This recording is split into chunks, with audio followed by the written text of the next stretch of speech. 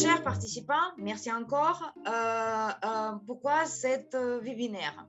À l'origine, nous avons eu les producteurs de cluster Perfect Farm qui étaient intéressés par la plateforme AgroBourse. C'est pourquoi on a contacté nos collègues en France et organisé ce webinaire. Donc, je passe la parole à Benoît Sommier pour proprement dit lancer en grande ampleur cette webinaire. Eh bien, merci Olga pour me transmettre la parole. Merci d'avoir organisé cet événement, d'avoir organisé ce webinaire. Alors, en préambule, on ne peut pas l'occulter, il y a des événements internationaux qui sont graves. Je voudrais, avant de commencer, citer Montesquieu, qui est un philosophe des Lumières que nous avons en France, que vous connaissez certainement en Moldavie, qui a dit « Partout où il y a du commerce, il y a des mœurs douces ». Et moi, je suis content de pouvoir parler d'AgroBourse aujourd'hui, parce que AgroBourse, c'est du commerce entre les hommes, c'est du commerce entre les peuples, et je suis vraiment fier de porter un projet aujourd'hui qui va dans le sens de ces mœurs douces. Et je pense que le monde en a besoin. Alors, je vais me permettre un deuxième petit préambule, peut-être plus léger, et pour parler de la Moldavie, parce qu'on ne peut pas occulter que la Moldavie a une place importante dans l'histoire d'AgroBourse, puisqu'il y a quelques années, lorsqu'AgroBourse était au stade de projet, on a choisi la Moldavie pour être un des sites pilotes pour tester en live les concepts AgroBourse. On a fait ça en même temps avec la Lorraine. Et donc, dans notre projet et dans AgroBourse, les liens avec la Moldavie étaient tout à fait fondateurs. On avait choisi la Moldavie parce que déjà la taille du pays permettait d'avoir à son échelle tous les enjeux que peut avoir une nation. Ensuite, on avait choisi la Moldavie parce qu'il y a quand même une forte appétence à la technologie et une perméabilité à l'innovation, et ça, c'est pas rien. Et puis, on avait choisi la Moldavie aussi et surtout peut-être pour la qualité de son terroir et sa diversité. C'est vrai qu'on a interagi avec des producteurs de qualité sur des productions de qualité. Et ça, ça fait plaisir. AgroBourse, aujourd'hui, on peut dire que c'est deux fonctionnalités principales. D'un côté, c'est un outil de gestion qui va aider à mettre en œuvre la digitalisation de la traçabilité et de gérer de manière digitale l'ensemble d'une chaîne de valeur agricole. Et puis, ça a une deuxième grosse fonctionnalité, et non des moindres, c'est la place de marché digital. On considère que pour pouvoir faire des échanges au niveau d'une place de marché digital, on a besoin d'un fort niveau de confiance entre les acteurs. Il existe aujourd'hui beaucoup de places de marché agricoles qui fonctionnent peu ou pas, parce qu'en fait, on ne sait pas qui on a en face de soi. Quand on est un acheteur ou quand on est un vendeur, on ne sait pas à qui on s'adresse. Eh bien, la solution AgroBourse apporte cette transparence au niveau de qui se connecte, cette transparence au niveau de la chaîne de valeur, et c'est permis grâce à la chaîne, grâce justement à la digitalisation de la traçabilité. AgroBourse, c'est vraiment la mise sur pied d'une solution technologique qui va répondre à des problématiques qui touchent la valorisation de la chaîne de valeur.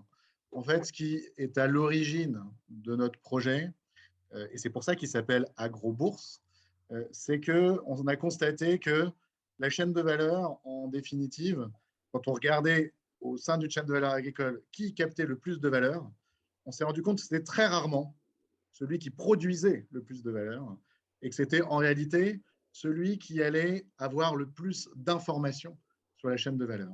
L'ambition d'AgroBourse, c'est de donner cette information à tout le monde, de façon à ce que, naturellement, la valeur se répartisse à juste mesure entre les acteurs. Et pour ce faire, on utilise les technologies de l'information qui vont toucher à la fois les producteurs, qui vont toucher à la fois les sociétés, les transitaires, les transporteurs avec qui ils travaillent, qui vont toucher aussi leurs fournisseurs d'intrants, leurs fournisseurs d'engrais.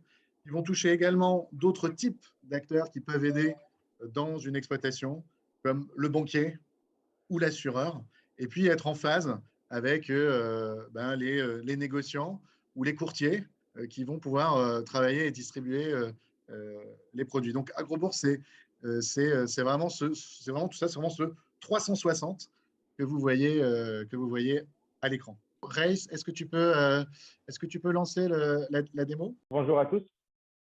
Donc, merci d'assister à ce webinaire. Donc, je vais parcourir rapidement la plateforme, vous faire une petite démo sur le module Marketplace dont Benoît a parlé. Donc, le module Marketplace de la plateforme AgroBourse, c'est un lieu de rencontre entre les différents intervenants du buy side et du sell side. Actuellement, on va se positionner en tant que producteur ou bien exportateur pour publier une offre ou bien ajouter une annonce. Pour le faire, on doit se connecter en tant que producteur, on doit s'abonner au module Marketplace de la plateforme et en cliquant sur le bouton Ajouter une offre, ce pop-up là va être affiché pour renseigner toutes les données relatives à la production.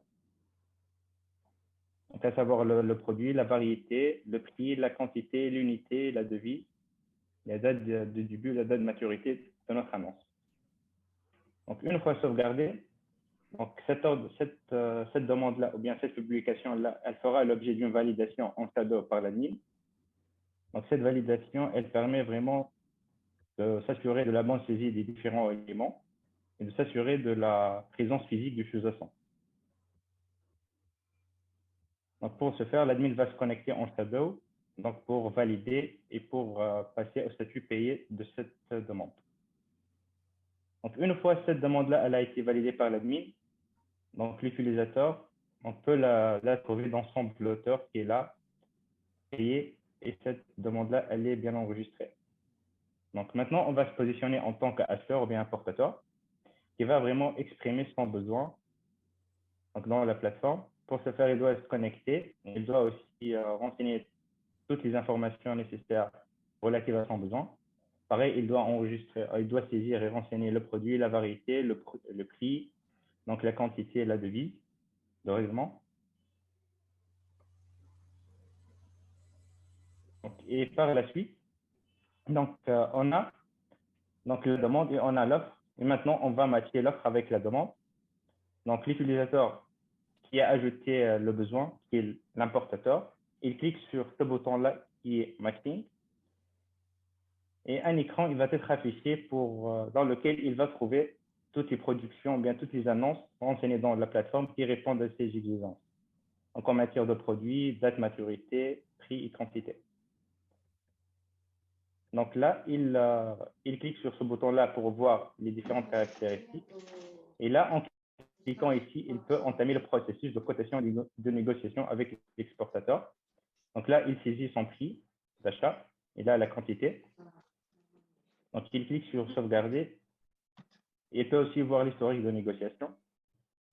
Donc maintenant, c'est le rôle du producteur, ou bien du vendeur, ou bien de l'exportateur. Soit il a la possibilité soit de valider le prix proposé par l'acheteur, le renégocier, ou bien de l'annuler. Il peut aussi voir l'historique de négociation. Donc, en cliquant sur le bouton valider, donc cette transaction elle va être validée. Et maintenant, on va passer au processus de transaction et livraison. Donc, je cède la parole à M. Mohamed Sidi pour témoigner quant à l'utilisation de la plateforme pour ce module-là. Bonjour tout le monde. Je remercie Benoît pour cette occasion. Moi, je m'appelle Mohamed Sidi. Je suis le porteur des projets AgroBourse en Mauritanie et notamment dans le secteur halieutique, c'est-à-dire les produits de pêche. Donc, pour vous donner juste une idée en fait sur ce projet a commencé il y a 2 ans. À l'époque, j'étais en fait un haut responsable dans une banque de développement dans la région. Et je commence à me parler en fait de l'agrobourse et pourquoi pas de décliner sur les secteurs de pêche en Mauritanie. Surtout qu'il y a beaucoup de ressemblances. C'est-à-dire que souvent, c'est lui qui produit la valeur, c'est celui qui réellement produit en fait euh, la vraie valeur ajoutée, si ce n'est pas lui qui récolte à la fin le résultat. C'est-à-dire en termes de répartition de bénéfices et de richesses, il y a un déséquilibre.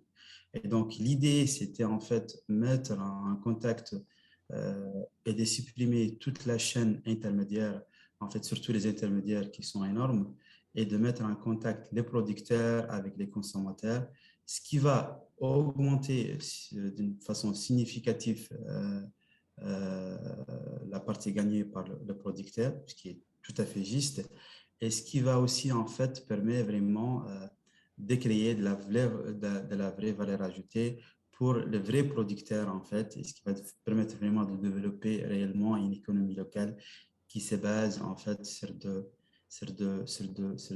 vrais acteurs et supprimer ou diminuer au maximum en fait la chaîne d'intermédiaires. Et donc l'idée c'était en Mauritanie de voir comment on peut lancer ces projets. On a vu quasiment tous les acteurs, des armateurs, des hauts responsables, le ministre lui-même de la Pêche. Donc, on a touché tout le monde. Et à chaque fois, euh, tout le monde nous dit la même chose. On est très intéressé par ces projets et on pense que ces projets, elle a vraiment la vraie valeur ajoutée, premièrement, sur le vrai producteur en elle-même, c'est-à-dire ça va permettre d'augmenter leur valeur ajoutée dans la chaîne et ça va leur permettre d'augmenter leurs bénéfices. Et un deuxième point, en fait, c'est vraiment quelque chose de déclencheur de demain, puisque la digitalisation, c'est le monde de demain, c'est un monde digitalisé, qu'on soit ou qu'on veuille ou non. Cette vérité qui commence à se confirmer jour après jour. Et donc, l'idée, c'était avant d'annoncer un tel projet d'envergure, c'est de commencer par un projet pilote. Donc, qui dit projet pilote dit des acteurs bien choisis,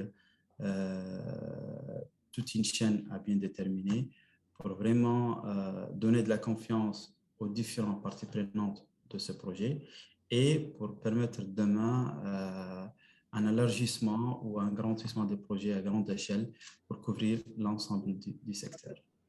Et donc, dans ce cadre de recherche, on est allé à Nouadhibou. Nouadhibou, c'est une ville côtière à 580 km de Nouakchott à peu près.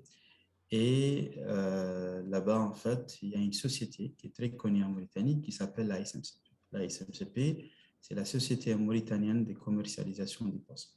Cette société a été créée en 1984 et il est chargé de la commercialisation et de l'exportation de produits halieutiques, congelés, pêchés bien sûr dans les eaux mauritaniennes et soumis au débarquement obligatoire dans les ports nationaux, c'est-à-dire à Nouakchott et à Nouadhibou. Récemment, il y a un nouveau port en Djago. Donc, la SMCP, une fois en fait que ce produit est débarqué et congelé, la SMCP procède au suivi du marché international. C'est-à-dire autrement, elle s'informe ainsi de manière régulière sur ce qu'on appelle l'évolution des prix. Et il y a un comité qui est dédié pour fixer les prix et pour surtout regarder la parité en termes de yen-dollar, d'euro-dollar ou toute autre parité qui entre en fait directement dans la commercialisation de ces produits-là. Et c'est les mouvements aussi de stock au niveau des principaux marchés à l'international, notamment au Japon, parce qu'en Japon, c'est un grand client pour la Mauritanie, l'Espagne, l'Italie. Et elle suit en fait aussi le niveau de la production chez les voisins immédiats avec lesquels on partage, la Mauritanie partage de clientèle. En l'occurrence ici, c'est l'Espagne et le Maroc. Donc, la société aussi veille également à faciliter l'entrée des recettes de ces exportations. C'est-à-dire qu'il faut expliquer toutes les exportations des congelés de la Mauritanie vers l'étranger passent par cette société. Et donc, tout ce qui est circuit économique national, le développement d'expertise nationale. Et donc, il y a plein de problématiques qui sont posées aujourd'hui, surtout en termes de ce qu'on appelle en fait la traçabilité et la chaîne de valeur. Et nous jugeons que ces projets-là va permettre en quelque sorte début de réponse ou début de solution pour ces problèmes. Actuellement, ce projet est en phase très avancée pour signer le mémorandum et pour commencer ces projets pilotes. Déjà, en termes de projets pilotes, comme je viens de mentionner, c'est la SMCP comme point de départ, avec tous les acteurs ou toutes les parties prenantes dans ces projets qui sont déjà désignés. Ce qui nous manque maintenant, c'est l'accord formel du ministère pour dire, voilà, on va signer un mémorandum avec AgroBourse pour le lancement et aussi, en fait, faire part à la SMCP d'héberger ces projets pilotes. Et les négociations sont très avancées. On est quasiment vers la fin pour faire ce premier pas. Donc, j'avais oublié de faire ce témoignage pour dire que ce projet il est très important. Il ne touche pas uniquement l'agriculture, mais il peut toucher pas mal de secteurs de l'économie qui sont très importants. Il donne de valeur à de vrais acteurs et il crée de la richesse nationale au niveau de chaque pays. Je vous en remercie. Merci beaucoup, Mohamed, pour ce témoignage. Effectivement, vous l'avez compris, hein, c'est un projet d'État. C'est un projet qui touche une filière qui est la filière de la pêche sauvage, qui est une filière stratégique au niveau du pays de la Mauritanie. Aujourd'hui, chers participants, nous avons quelques petits cadeaux de la part de AgroBourse.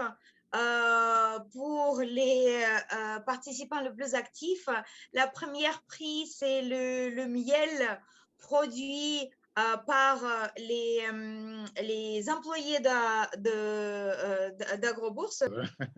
Ouais, ouais. Mais il est en Moldavie, hein, il vous attend en Moldavie. Oui, Donc, voilà. le premier participant le plus actif, il aura ce miel délicieux et en plus avec le label de éditeur d'AgroBourse, la compagnie française. Là, et aussi, nous avons deux autres petits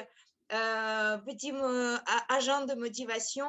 C'est une poste sur lequel vous pouvez mettre vos devices, aussi bien le téléphone portable que l'iPad, avec le label d'AgroBourse. Et dans l'autre côté, vous avez le logo de Perfect Farm. Biologiquement propre, en bois, on pense à la planète, et très, très design et très pratique. Moi, sur tous mes déplacements, je prends toujours une, malgré le surpoids systématique que j'ai. Donc, je l'utilise vraiment. Comme c'est, à la fin, on décidera qui est le participant le plus actif. Donc, je vous invite de poser vos questions et être actif. Comme Benoît a posé les questions, est-ce que quelqu'un a une question ou une réflexion qu'il souhaitera partager au sujet de Marketplace? C'est donc l'outil qui permet vendre à l'international la production agricole en évitant les intermédiaires, en passant en direct avec les acheteurs. Oui, Лилиана. Лилиана a une question. Лилиана, пожалуйста. Да, Ольга, добрый день. У меня вот такой вопрос. Если платформа будет считать, как будет сертификация продуктов производиться? Ok, je vais traduire la question de Liliana. Liliana pose la question comment la plateforme assure ou qu'est-ce qu'elle propose pour mettre en évidence les certificats de production agricole quand les producteurs ont les certifications telle ou telle, comment cela sera reflété à travers pour la vente et peut-être pour attirer l'attention et l'intérêt, pour susciter encore plus l'intérêt des acheteurs. Alors, au niveau de la place de marché, et quand un producteur va pousser une offre ou un lot sur la place de marché, il a la possibilité de rendre visible aux autres acteurs côté acheteur de la place de marché un certain nombre d'informations qui sont liées à sa production. C'est à la fois des informations qui vont être logées dans la plateforme. On peut parler par exemple d'informations qui vont toucher l'origine d'une production. Par exemple, être capable de dire ça vient de telle parcelle, ça vient de tel endroit, ça vient de telle région. Ça va être aussi la mise en avant de certains procédés en disant voilà, on est passé par telle usine de transformation si on a des transformations. Et puis, ça va permettre de mettre en avant les certifications des différentes étapes de la chaîne de valeur. Alors, soit on est sur une certification globale, soit on va avoir certaines étapes qui vont être certifiées. Et donc, c'est la possibilité aussi de mettre en avant ces certificats, qui les a donnés, à quelle date, quels ont été les résultats des audits lorsqu'ils ont été réalisés. Donc, toutes ces informations-là, c'est à proprement parler les métadonnées dont je parlais tout à l'heure, les métadonnées autour d'un produit. Disant, je n'achète pas seulement un produit, mais j'achète une certitude sur ce produit. Et puis, il y a aussi des informations qui peuvent venir compléter. C'est par exemple les tests qui peuvent être réalisés. Alors, quand on est dans de l'export, souvent au moment transitaire, on a des tests qui peuvent être réalisés sur une expédition. Et puis, on peut faire aussi, Jean-Paul vous en parlera peut-être sur la prochaine présentation, on peut faire aussi des tests à l'aveugle sur les participants, en disant voilà ce qui avait été annoncé, on a des tests à l'aveugle, on fait travailler des laboratoires qui vont tester qu'on a bien une conformité entre la promesse et ce qui est véritablement livré. Et donc, quand les résultats, du coup, on peut les mettre aussi en avant dans la plateforme. Donc, ces éléments-là vont servir à la fois à rassurer l'acheteur sur tout un ensemble de données, mais aussi à se différencier potentiellement par rapport à d'autres, puisqu'il y a certaines certifications qui sont reconnues et qui justifient des fois des achats ou des prix plus intéressants pour le producteur.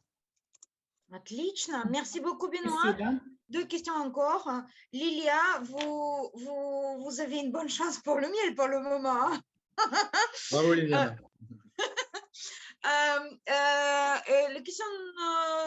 Autre question. Donc, est-ce que les utilisateurs, les producteurs utilisateurs de la plateforme, est-ce qu'il y a une différenciation par rapport à taille? Est-ce que ça peut être que des gros ou que des moyens qui peuvent se connecter? Ça, c'est une question. Et une fois que tu réponds à cette question, je te pose le troisième. Alors, oui, il y a une notion de taille, évidemment, puisque pour mettre en avant tous ces éléments de certification, les digitaliser, ça suppose qu'on est sur des exploitations qui ont une taille, on va dire, critique pour pouvoir mettre en œuvre des solutions de ce type-là. Alors, après, il n'y a pas de taille minimale ou de taille maximale. Il y a la taille qui est dictée par l'enjeu économique. On a la chance d'avoir ATEF qui va tout à l'heure témoigner en tant que producteur sur l'huile d'olive. Alors voilà, ATEF, il a une belle exploitation en Tunisie. On ne peut pas le qualifier de gros producteur, c'est pas un mastodonte. Il fait partie des producteurs qui ont une belle exploitation. Ce n'est pas un petit producteur. En revanche, les petits producteurs, ils sont d'une certaine manière quand même captés dans la plateforme parce que bien souvent, ils sont en interaction avec des producteurs qui ont la taille d'ATEF, ou alors ils vont être en interaction avec des organisations professionnelles agricoles de type coopérative qui vont quelque part consolider ces productions-là. Et c'est en définitive cet acteur-là qu'il est intéressant de connecter à la marketplace. Nous, dans les organisations qui sont clientes de la partie outils de gestion, de la partie licence, qui préparent justement à aller sur la marketplace, on a soit ces producteurs de taille moyenne qui vont consolider tout un écosystème de petits producteurs autour d'eux, soit on a des organisations professionnelles agricoles qui vont, au sein de leur instance agrobourse, consolider les différentes productions pour pouvoir interagir sur la plateforme. C'est ce qu'on va expliquer par exemple là avec le cours juste après. Donc voilà pour la question taille de l'organisation. Donc on a toujours une vente en fin de compte qui se fait dans des conditions faires et c'est ça qu'apporte AgroBourse, c'est cette connaissance du marché qui permet à tous les acteurs de se positionner et d'être réactifs par rapport à une évolution. Peut-être que tu peux nous montrer comment ça marche dans la plateforme Race. En fait, je disais comme son nom l'indique, qu'un circuit court est un mode de distribution dans lequel il y a au maximum un seul intervenant, bien un seul intermédiaire, le cas échéant Intersango. Donc, on va commencer par l'ajout d'une commande. En fait, la particularité dans un circuit court, c'est que dans une commande, on peut trouver un ou plusieurs produits. Donc, l'utilisateur il saisit les informations générales relatives à la commande, donc à savoir la centrale d'achat, donc le point de vente, la date de livraison, le mode de transport et le moyen de transport. Et par la suite, il procède à l'ajout des produits qui fait partie de cette commande-là. Donc, comme j'ai dit, il peut ajouter un ou plusieurs produits. Donc, on va prendre un seul exemple qui est une commande qui porte sur un seul produit qui est l'abricot sec. Donc, l'utilisateur doit renseigner le produit, donc la quantité, le prix, le nombre d'unités ou bien le nombre de colis. Donc, il sauvegarde. Donc, en ajoutant une commande, donc l'utilisateur, il peut par la suite consolider les commandes. Donc, autrement dit, il peut regrouper toutes les commandes qu'il dispose, qu'il a reçues aujourd'hui, pour les acheter en one shot auprès des producteurs qui disposent. Donc, après avoir consolidé toutes les informations, toutes les commandes, il passe maintenant aux commandes avec les producteurs. Donc, il a consolidé toutes les commandes. Là, il est en train de passer la commande consolidée avec les producteurs qu'il dispose. Donc, en cliquant sur le bouton passer commande, donc l'utilisateur aura ce pop-up ou bien cette interface donc, qui représente les producteurs qui sont prêts à fournir donc, la variété, ce produit-là, cette variété avec le calibrage renseigné par l'utilisateur. Donc là, on va directement mettre 10 et le mot transport. Donc, et par la suite, on procède à la validation des transactions avec les producteurs. Donc, au niveau du circuit court, les commandes avec les producteurs font l'objet de deux niveaux de validation. Une validation quantitative et une validation qualitative. Une validation quantitative, c'est lorsque l'utilisateur s'assure que le producteur il peut fournir la quantité souhaitée. Et la validation qualitative, c'est lorsqu'il s'assure de la bonne qualité du produit exigé. Donc, une fois l'utilisateur a validé la commande avec le producteur, il peut valider toute la commande avec la centrale d'achat et avec les producteurs. Et par la suite, il peut générer des bordereaux de livraison et aussi les factures. Super, merci beaucoup Raïs. Qu'est-ce qu'il faut faire pour se connecter, pour utiliser en fait le marketplace d'AgroBourse pour les producteurs moldaves? Il y a d'abord une étape où on va travailler sur la digitalisation de sa chaîne de valeur. Et puis après, ensuite, il y a l'étape de connexion simple sur la plateforme. En tout cas, dans tous les cas, qu'on soit producteur ou qu'on soit acheteur, il y a d'une certaine manière une validation à obtenir pour pouvoir intervenir sur la plateforme.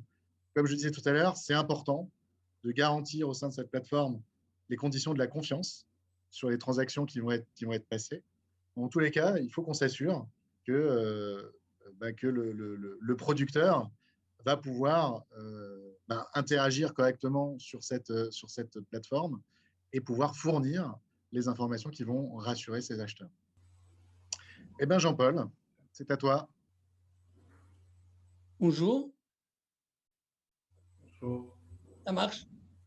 Ça marche, ouais, très bien. OK. Je suis ravi d'être avec vous.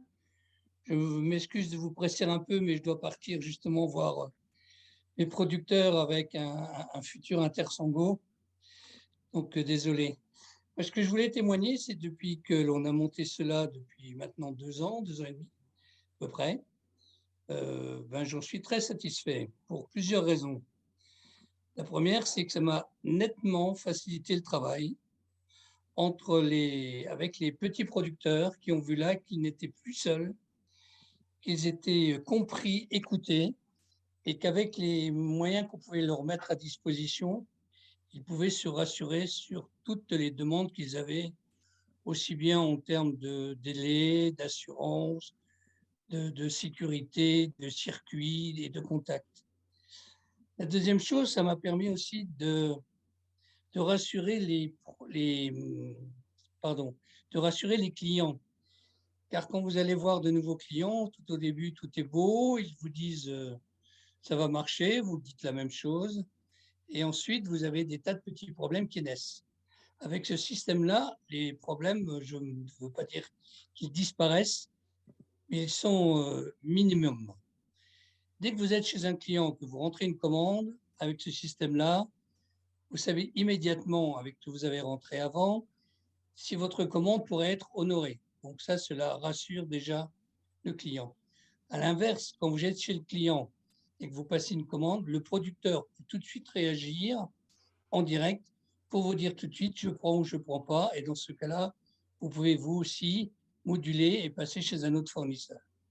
Ça, c'est une chose. La deuxième chose, ce que je me suis aperçu avec ce système-là, c'est que les gens peuvent se parler. Car dans le commerce, ce qui est toujours très difficile, c'est de trouver le même langage. Il ne suffit pas de dire que des grandes surfaces veulent faire du circuit court pour qu'elles le fassent. Il ne suffit pas aux petits artisans ou aux petits producteurs de dire je veux attaquer des nouveaux marchés pour qu'ils le fassent. Avec AgroBourse, cela devient possible.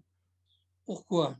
Parce que nous pouvons les uns et les autres nous donner toutes les informations dont nous avons besoin pour se rassurer.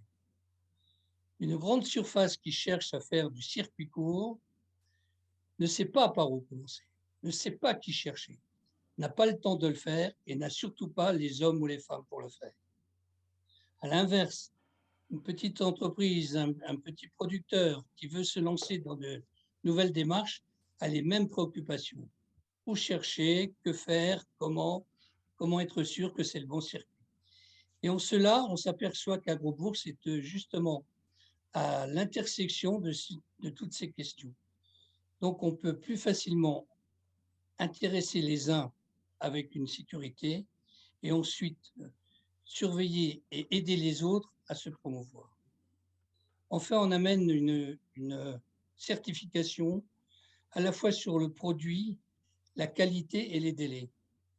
Sur le produit, je me suis aperçu que les gens savent vendre leurs produits, mais simplement sur le côté un peu esthétique. Je parle dans l'agriculture. Je ne parle pas de prix là, on ne parle pas de prix, on parle de produit lui-même. Si on va voir le produit avec un certificat émanant d'une entité reconnue qui a fait des analyses sur la qualité de ce produit, on n'a plus rien à faire. On amène le produit et sa qualité et tout le monde est convaincu. Ça, c'est une première chose. Au niveau des délais, comme je vous l'ai dit, on rentre tout de suite la commande et on sait tout de suite si elle sera honorée. C'est une deuxième sécurité pour les deux. Et la troisième, c'est au niveau du délai, puisqu'avec le système que nous propose AgroBourse, on peut définir son transport et on peut même définir le sens du transport, passer d'abord chez Paul avant Jacques, même si demain, il faudra passer d'abord chez Pierre avant d'aller chez Margot. Et tout cela fait que ça vous donne une facilité de travail considérable. Et enfin, le côté pratique, c'est que vous rentrez vos commandes, ça vous donne tout de suite vos bordereaux de livraison, ça vous donne tout de suite, quand vous tapez à la fin de la journée ou à la fin de la semaine ou à la fin du mois, lorsque vous êtes décidé de le faire, vous tapez sur un bouton et vous avez votre facture globale qui tombe pour le client considéré. Donc pour moi, ça fait 2 ans et demi maintenant que je pratique. Au début, on a un petit peu souffert parce qu'on a essuyé quelques petits plâtres qui depuis sont bien amortis. Et je me félicite d'être parti dans cette voie. Voilà. Jean-Paul, je me permets d'être la première qui vise de te poser la question. Merci beaucoup de témoigner aujourd'hui pour nous. C'était très intéressant. Je voulais, avant de poser proprement dit ma question, juste pour que tous nos participants comprennent mieux, parce qu'après le marketplace, c'est pas évident, ce que réalise, chers participants, ce que réalise Jean-Paul dans la région de Lorraine, c'est une business model qui s'appelle circuit court, qui permet de raccourcir à tel point les délais entre pour la livraison finale au central d'achat de supermarché que ça permet déjà troisième année bientôt de fournir au central d'achat, de livrer au supermarché les fruits et certains légumes qui le matin étaient encore sur les champs. C'est une business model révolutionnaire et aussi bien le business model que le support technique est assuré par AgroBourse. Et maintenant ma question, Jean-Paul, dis-nous s'il te plaît sur combien de chaînes de supermarchés aujourd'hui Intersango, c'est ta société qui utilise AgroBourse, livre aujourd'hui, travaille avec quel nombre de supermarchés? Ben aujourd'hui, nous travaillons avec un peu plus de 19 supermarchés. Parmi les plus grands, on a évidemment Auchan, on a le groupe Leclerc, on a le groupe Match. On va démarrer de nouveau un nouveau bureau sur le côté de Longwy, ce qui nous permettra de développer tout ce secteur-là qui n'était pas encore développé. Donc, ça, c'est au niveau des grandes surfaces.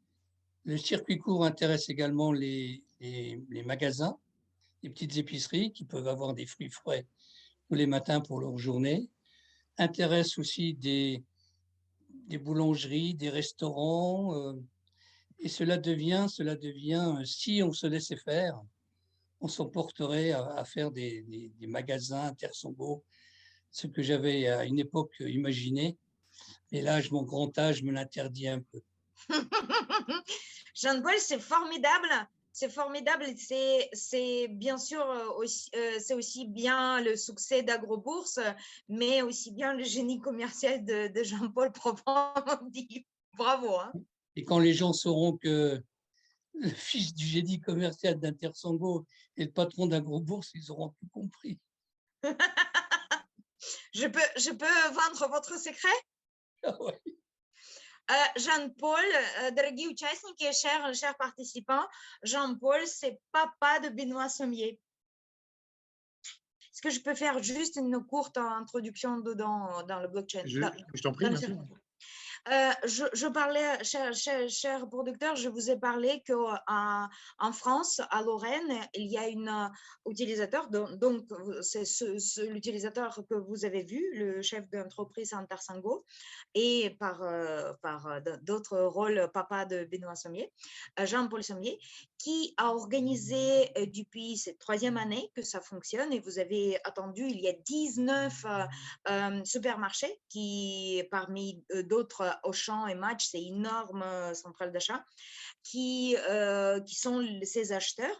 Et comment ça fonctionne techniquement, enfin physiquement, Jean-Paul a organisé une database de ces farmers qui sont petites ou moyennes, de tailles différentes. Il distribue en avance les petites boîtes dans lesquelles les cartons, dans lesquels le jour J, il collecte leur récolte. Par exemple, c'est une prune, je vous ai donné souvent cet exemple, la prune Lorraine, qui s'appelle Lorraine, une petite prune jaune, ronde. Et les producteurs lui appellent en disant, bah, demain, tu peux passer, ce sera environ, je sais pas, 50 kilos ou 30 kilos. Et du coup, le track de Jean-Paul passe par ils font leur feuille de route, ils passent par tous les farmers, ils récupèrent tous ces boîtes. Avant midi, Et dans l'après-midi, c'est déjà livré aux centrales d'achat. Chacun prend selon sa commande. Ils n'ont pas d'obligation de fournir, de commander, je ne sais pas, une traque de 20 tonnes ou autre chose. Ils prennent ce qu'ils ont commandé. Et ça veut dire que dans le salle de leur supermarché, ils vendent la production qui matin était encore sur les champs. Et les acheteurs, les centrales d'achat, ont adressé même la proposition à Jean-Paul en disant il faut que vous labellisez vos productions parce que c'est la première qui disparaît du salle. Donc ça, c'est énorme et ça fonctionne déjà et c'est même 2 ans que ça fonctionne. Je te laisse la parole, Benoît. Merci Olga. Donc, alors Jean-Paul, vous l'avez compris, c'est un intermédiaire. Intersango, c'est un intermédiaire. Quand on parle des intermédiaires, tout à l'heure on parlait de la juste valeur sur toute la chaîne de valeur, alors que l'intermédiaire capte toute la valeur ou le gros de la valeur, ça pose question, mais on a aussi besoin d'intermédiaires. Et justement, et ça répond un peu à la question de Liliana de tout à l'heure, c'est un intermédiaire qui va consolider, c'est-à-dire qu'il est en relation avec des petits producteurs pour lesquels ce n'est pas forcément intéressant de mettre en œuvre la traçabilité digitale sur toute l'exploitation. Et c'est lui, en tant qu'intermédiaire, qui va faire une partie du travail avec ses producteurs et qui va la restituer à ses clients. Et donc, il y a tout cet enjeu de consolidation de l'information sur ces producteurs avec lesquels il travaille qui est géré dans cette partie qu'on appelle le module circuit court. On va appeler circuit court, pourquoi? Parce qu'il va faciliter grandement tout ce qui va être approvisionnement direct dans une zone géographique donnée avec un nombre d'intermédiaires extrêmement faible. Aujourd'hui, Jean-Paul l'expliquait, on a des grandes surfaces qui ont des volumes à faire d'un côté, de l'autre côté des producteurs qui ne savent pas forcément interagir avec une grande surface. Justement, AgroBourse, la solution AgroBourse va permettre de consolider toute la partie producteur et de parler avec un lot consolidé et avec du coup du volume face à des gros acheteurs. Donc, c'est ce que présente un petit peu ce schéma, à la fois au niveau des producteurs, à la fois au niveau des centrales d'achat ou des épiceries ou des chaînes d'épicerie qui sont présentées. Donc, vous voyez, là, c'est les deux formes.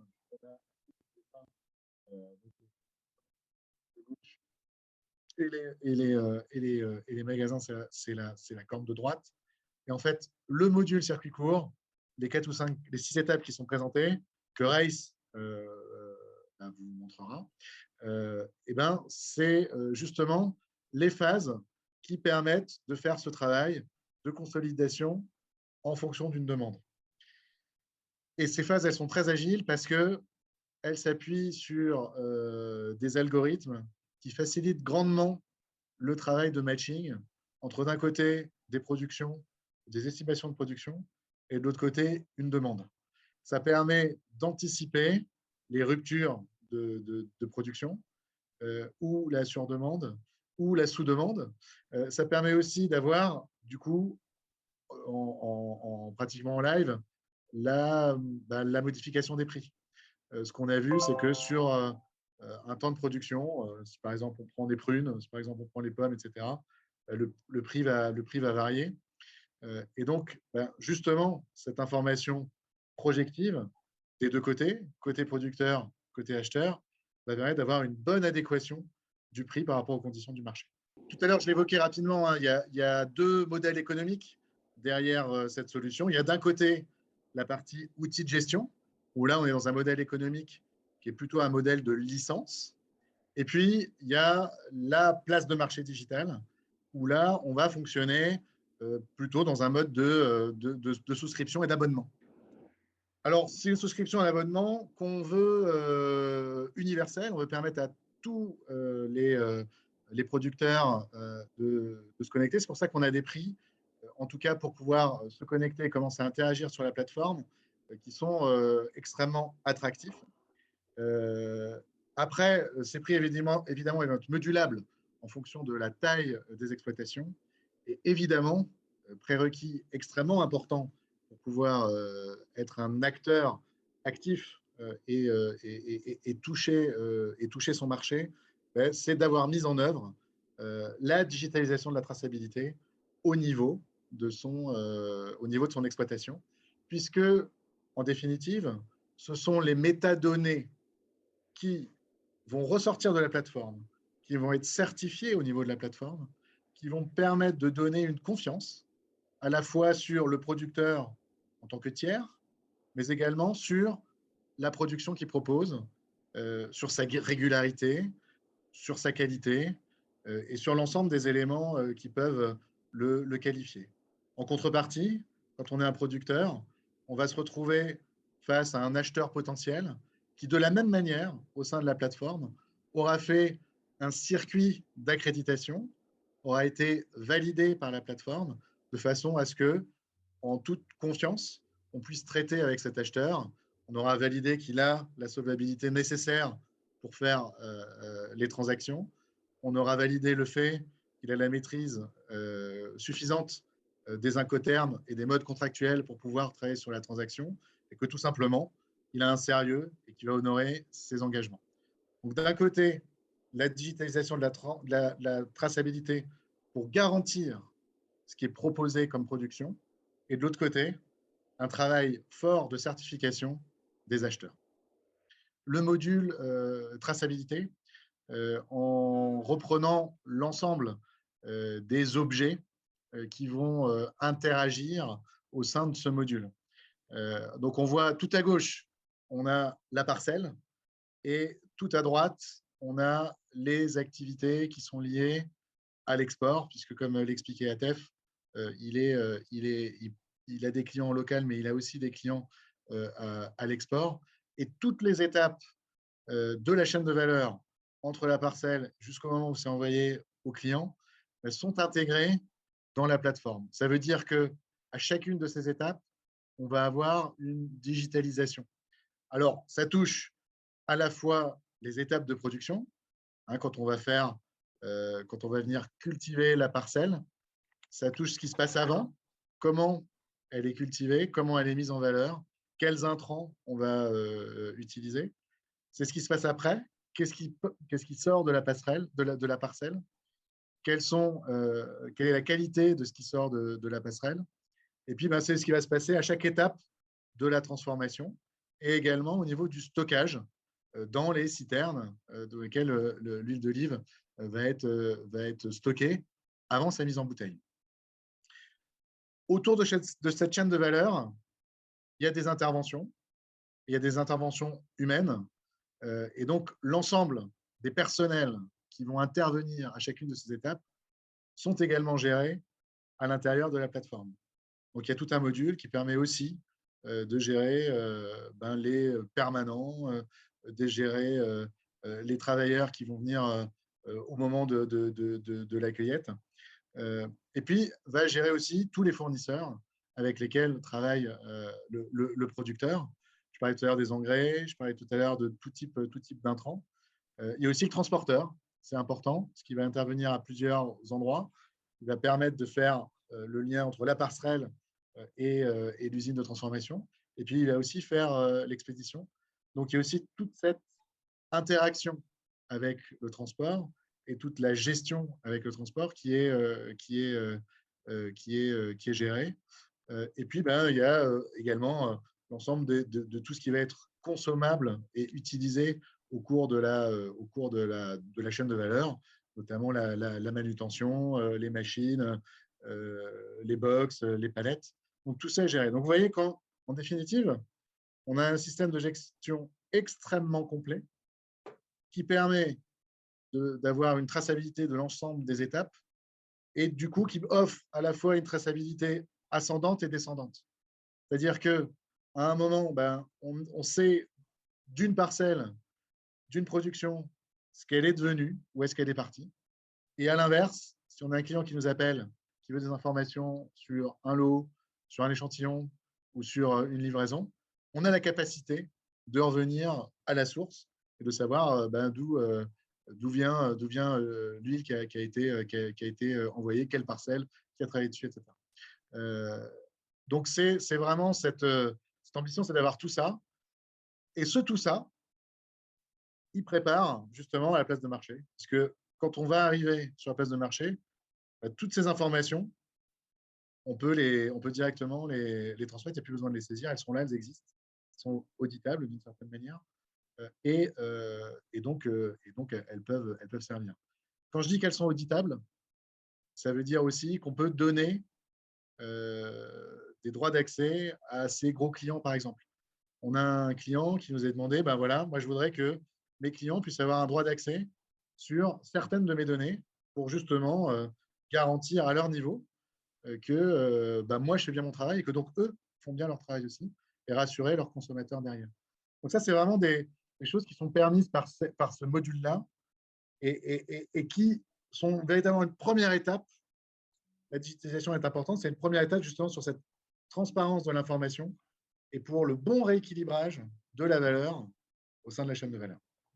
L'objectif du module traçabilité de la plateforme AgroBourse est de renseigner et d'enregistrer toutes les informations relatives donc à la chaîne de production des olives et d'huile, de la production d'olives et de la cueillette des olives jusqu'à la mise en bouteille. En fait, ce module est réparti en 3 sous-modules ou bien 3 sous-étapes. Le premier module qui est la production, ou bien la traçabilité de la production des olives. Le deuxième qui est la traçabilité de la transformation de l'extraction d'huile. Et le dernier module qui est l'expédition. Donc, le processus commence par renseigner toutes les informations relatives à la parcelle et au itinéraire technique qu'a subi cette parcelle, à savoir les travaux de sol, l'irrigation, la taille, le traitement phytosanitaire et la fertilisation. Donc, l'utilisateur doit renseigner toutes ces informations-là et par la suite, il saisit le lot de récolte et la récolte qui a eu lieu. En l'occurrence, il doit saisir la quantité, la parcelle, la date de récolte, la date du but, date de fin, ainsi que les outils utilisés, les informations relatives au personnel ou bien aux ouvriers qui ont effectué cette récolte et les informations relatives aux caisses. Donc, tout cela a été effectué au niveau de la ferme ou bien au niveau de là où le producteur produit les olives. Maintenant, l'utilisateur, il doit assurer le transport. Donc, tout cela doit être aussi saisi au niveau de la plateforme. Donc, via cet écran, donc, l'user ou bien l'utilisateur, il doit renseigner donc, la huilerie de destination, le lot de récolte à transporter, l'unité, la date de livraison, le type de transport et le mode de transport. Donc, une fois il l'a validé, donc on passe à l'étape de réception, qui est la première étape de la phase de transformation. Donc, au niveau de la réception, l'utilisateur doit renseigner toutes ces informations-là, à savoir la parcelle, le lot de récolte, la quantité récoltée, la quantité transportée. Par la suite, il passe au pesage donc, des olives reçues. Puis, il passe à l'étape du chargement des caisses. Et puis, il assure le traitement qualitatif. Donc, l'output de cette étape-là est l'obtention d'un lot d'approvisionnement qui va être un input pour l'étape de trituration, qui est la deuxième étape, bien le deuxième sous-étape de l'étape ou bien de la phase de la transformation. Donc, ici, l'utilisateur, il renseigne ou bien il choisit le lot d'approvisionnement pour assurer la phase de trituration. Et puis, il doit renseigner toutes les informations relatives à l'étape ou bien à la phase de trituration, à savoir le lavage, le malaxage, donc la centrifugation et la décantation. Donc, par la suite, donc, une fois cette étape elle est finie, donc, on aura donc, un lot de production. Un lot de production, c'est un lot issu de la phase de trituration. Donc, il n'est que d'huile obtenue. Donc là, on saisit combien d'olives on a mis et combien d'huile on a obtenu. Donc, et puis, on passe au stockage.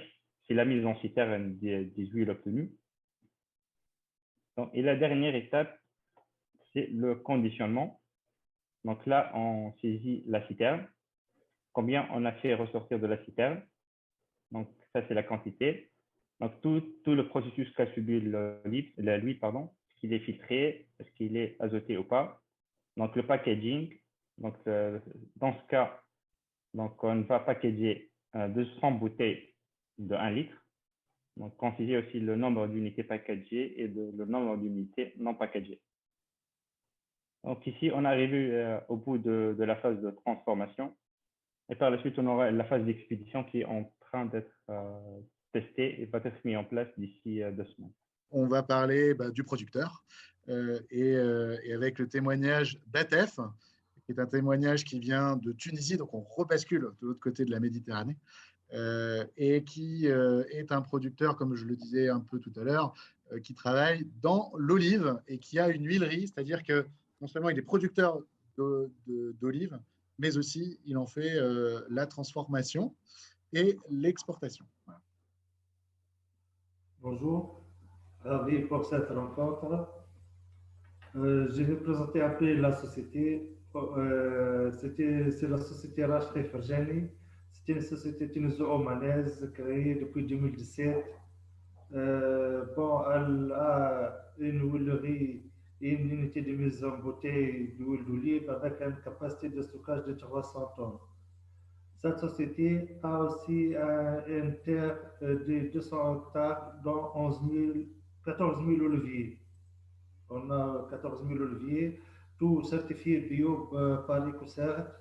Nous exportons nos produits vers la France, le Canada, aussi les pays du Golfe, à savoir Sultanat Oman et Emirates. Pour nous, on essaie de développer nos produits. La qualité des produits elle est déjà garantie. M. Benoît a visité notre site, il le connaît aussi.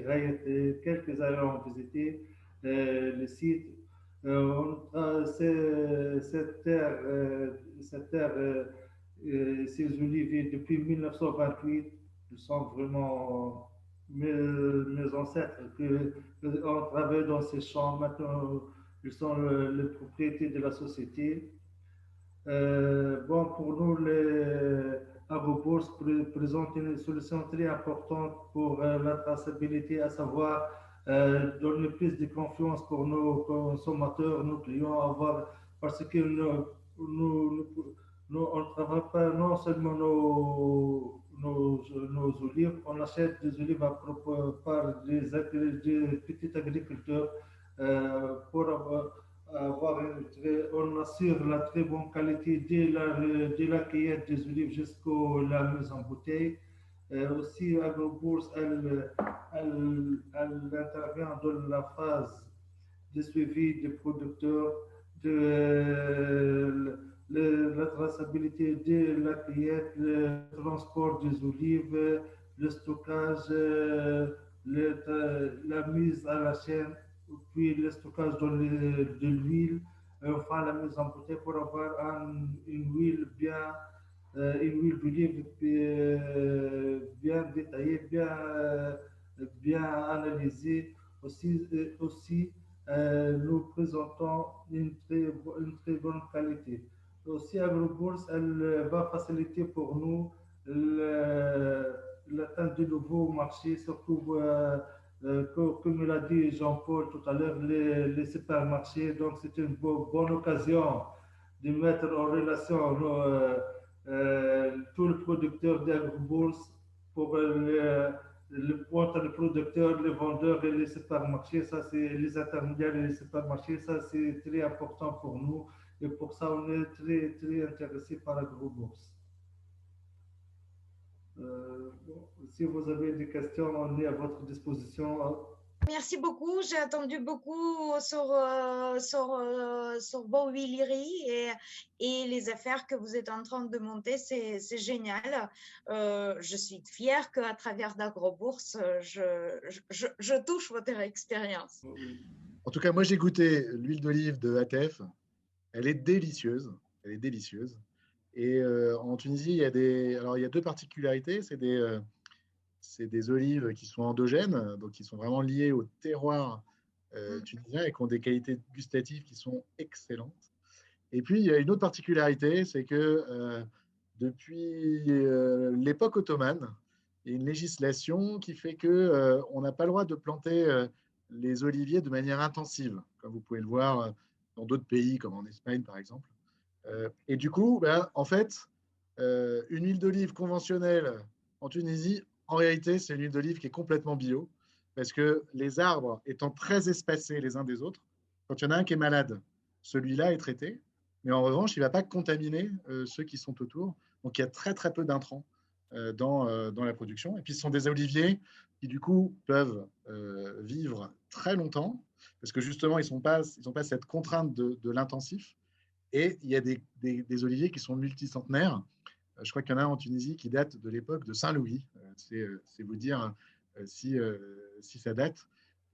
Et en tout cas, bah, nous, on est fiers, à travers d'Agrobourse, de mettre en avant ces productions et la qualité de ces productions et la qualité aussi du terroir tunisien. Si je vous invite à visiter nos sites à Tunis, c'est une chose très, très intéressante et je vous invite à nous visiter. Merci beaucoup. Merci beaucoup. Ravi de vous connaître. Merci, ravi de vous connaître. Merci à vous aussi. Est-ce que quelqu'un a des questions pour le module de traçabilité? Tout ce que vous voulez, posez vos questions, s'il vous plaît. Liliana, может быть, у вас есть вопросы? Peut-être vous avez une question, Liliana? Пока что нет. Если можно, чтобы вот мы получили вот эти бизнес-модели, да, чтобы все это обдумать, потому что очень много информации, все это очень интересно, и как-то надо все это переварить. Переварить, супер. Да, Liliana a demandé si on peut avoir les slides en plus de enregistrement de notre webinaire parce qu'il y a beaucoup d'informations, elle est intéressante et valorisante et Liliana a dit que de son côté, elle doit digérer tout ça et elle souhaite avoir sur le coup de quelque chose sur quoi elle peut revenir pour ses réflexions. Avec plaisir, Liliana. С большим удовольствием. Ok, moi j'ai des questions, Raïs, par rapport à aspect concret applicatif de traçabilité. De point de vue de certitude que ça donne aux acheteurs, c'est génial. Ils voient tous les chaînes de transformation et aussi de transport, ça c'est top. Est-ce qu'on peut utiliser le même mécanisme de traçabilité, par exemple, pour les plantes médicinales et pour les œufs, je sais pas, pour la viande, par exemple? Ou ce sont des mécanismes de traçabilité? En gros, est-ce que les mécanismes de traçabilité dépendent de typologie de production agricole? Oui, tout à fait. En fait, donc le module traçabilité, ou bien la traçabilité, elle dépend bien évidemment du sous-jacent, du produit sous-jacent, mais le principe, il est le même. Donc, on va traquer et tracer donc, dès la production jusqu'aux emballages ou bien jusqu'au conditionnement. Il faut juste adapter les fonctionnalités en fonction du produit. Ok, je comprends. Parce que le processus de production d'une plante médicinale n'est pas pareil pour les olives. C'est clair, c'est clair.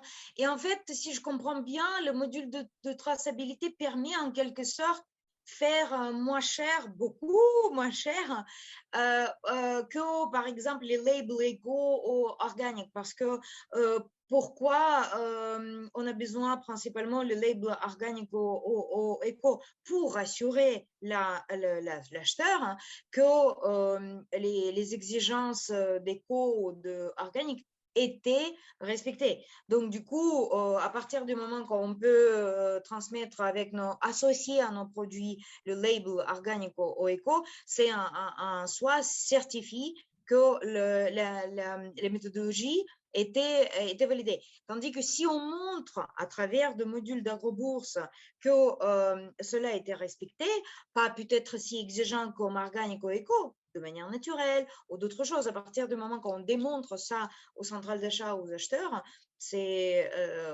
on a validé le même objectif sans le même coût, sans le même prix. Ouais. Merci, Raïs. C'est une certification, hein. On a l'information. Après, si toute cette chaîne de valeur est certifiée, comme je le disais tout à l'heure, on peut apporter voilà, les certifications aussi dans la plateforme. Ok, en plus. Les rendre publics. Maintenant, ce que tu dis, Olga, est tout à fait juste.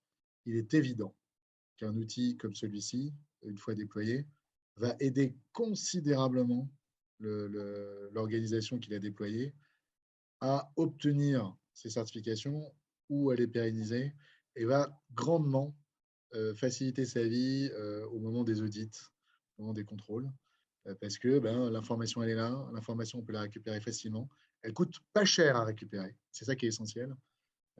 Et elle est live à tout instant. Donc, c'est vrai que c'est un grand facilitateur pour justement cette relation de confiance qu'on instaure avec le consommateur final par l'intermédiaire de ces intermédiaires ou des certificateurs.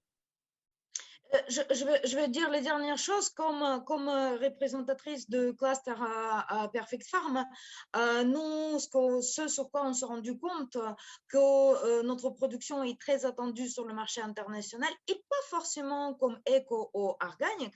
Ça suffit de démontrer l'aspect naturel. Naturel, c'est pas un label, c'est une validation que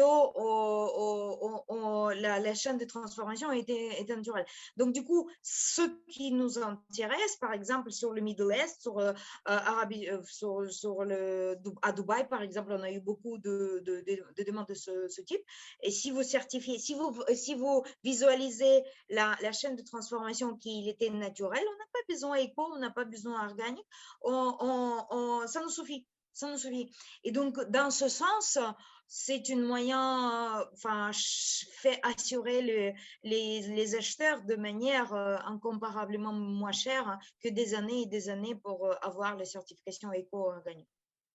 Alors, ma chère Olga, par rapport à ce que tu dis, je t'invite à organiser la prochaine fois un webinaire sur AgroBourse Trust Food, qui est la mise en place de la blockchain, justement pour faire ça, et d'avoir une information certifiée, infalsifiable, immutable et immuable, dans un registre distribué, et non pas dans un registre centralisé, qui est contrôlé du coup par personne, et qui permet de stocker un certain nombre d'informations, comme par exemple, effectivement, le lieu d'une production, une date de transformation, les données qu'on peut avoir sur un capteur, par exemple, pendant un transport, qui garantit qu'il n'y a pas eu de variation de température, etc. Voilà, donc on pourra en parler. Ça veut dire que ça fonctionne à l'intérieur du module de traçabilité. Le blockchain, c'est une ressource technique qui est utilisée dans le module de... Tout à fait, c'est une ressource technique qui est connectable avec la blockchain. En fait, l'organisation devient du coup un nœud de la blockchain. Et en fait, les informations qu'on veut pousser dans la blockchain, on peut les mettre. Alors, selon les producteurs, selon les chaînes de valeur, ça ne va pas être les mêmes. Mais en tout cas, on peut les mettre. Et plus cette information qui est poussée est objectivée au moment de sa saisie, au moment de sa capture, plus elle va donner de valeur à l'information qui est donnée. Et du coup, oui, par rapport à ce que tu disais, à un moment donné, la technologie et son approche peut, d'une certaine manière, être une forme de certification. Waouh, chapeau, comme disent les Français, comme disent les Moldaves, Palerie et Jos, ça veut dire le tapis par terre. AgroBourse et même utilise même blockchain. Waouh, c'est... Et si vous n'avez plus de questions, il me reste à annoncer notre participant qui a gagné, je pense, incontestablement le prix principal, c'est le miel produit par l'équipe d'éditeurs, l'équipe d'Altiad. Est-ce que, Benoît, tu peux m'expliquer comment les consultants dans le marché bancaire peuvent produire le miel? Alors, ils le produisent avec leurs jambes, Olga. Bah justement, raconte-nous, parce qu'on n'imagine pas comment, avec les jambes, on produit le miel. Alors, en fait, on a participé à une activité. Alors, quand je dis on, c'est les consultants qui travaillent au sein de mon entreprise, et notamment l'équipe qui travaille sur le développement d'AgroBourse. On a participé à un challenge digital avec un éditeur qui propose, en fonction autour d'un jeu, de réaliser plusieurs défis et surtout de marcher. Et en fonction des pas qu'on réalise, c'est un peu comme un téléthon d'une certaine manière, et ben ça va financer des producteurs et ça va financer des ruches. Et des ruches, du coup, nous, on est basé en région parisienne, donc des ruches en région parisienne. On a fait ça parce que, vous le savez, hein, il y a un déficit d'abeilles et des populations qui sont en général en baisse, certaines en baisse de manière inquiétante. Donc, c'était une manière de soutenir cette industrie et cette petite bête industrieuse. Waouh, c'est très intéressant, c'est très original et une belle action sociétale, oui. Donc, j'annonce notre gagnant absolu de la participante le plus actif, Liliana Giargica, à qui personnellement, Liliana, j'ai déjà vos contacts, je vais vous contacter après le webinaire, qui gagne avec sa participation aussi bien le support pour ces devices électroniques que ce miel rare, sociétalement responsable. Et en plus, c'est un très bon miel de tous les autres. Il est délicieux. Il est délicieux. Donc, tout ça, c'est Liliana, это для вас. Tout ça, c'est pour vous. Спасибо большое. Спасибо. Et on vous tiendra au courant des autres webinaires que Benoît a déjà lancé le cap pour nous, pour le sujet sur le trust food, la nourriture de confiance. Et aussi, moi, ce qui me provoque encore plus, c'est le blockchain, l'utilisation de blockchain dedans pour le sujet de traçabilité. C'est très attractif. Et pour notre cluster Perfect Farm, pour les plantes médicinales, c'est exceptionnellement important. Et je veux dire aussi que je remercie beaucoup nos sponsors et nos amis qui nous supportent et qui nous soutiennent et qui nous aident et qui ont beaucoup aidé aujourd'hui pour la solution technique de tous nos liens. C'est UNDP et le programme Мосты доверия, Подордин Кредри. Спасибо огромное лично Елене Кабак, это просто наша добрая фея, спасительница. Спасибо, merci beaucoup à Elena. Et il me reste que remercier beaucoup personnellement Benoît Sommier, qui était notre speaker aujourd'hui, très attentif, intéressant et court et synthétique. Merci beaucoup Benoît. Merci beaucoup à toute l'équipe d'AgroBourse en France et en Tunisie. Myriam, Mélissa, Arwa. Merci beaucoup. Raïs, c'est mon chouchou, bien évidemment, Raïs, bien sûr, qui en plus est Moldavie, bien évidemment. Merci beaucoup. Sachez que vous êtes toujours très attendus pour en Moldavie. N'hésitez pas à revenir. Et la semaine prochaine, je rencontre le ministre d'Agriculture et le secrétaire d'État d'Agriculture que j'ai rencontré cette semaine, mais là, on a une rencontre dédiée et détaillée d'AgroBourse qui sont assez intéressés pour faire profiter Moldavie de licences et de son propre AgroBourse moldave. Merci beaucoup à tout le monde. Bonne santé et très, très bonne journée et bonne fin de semaine.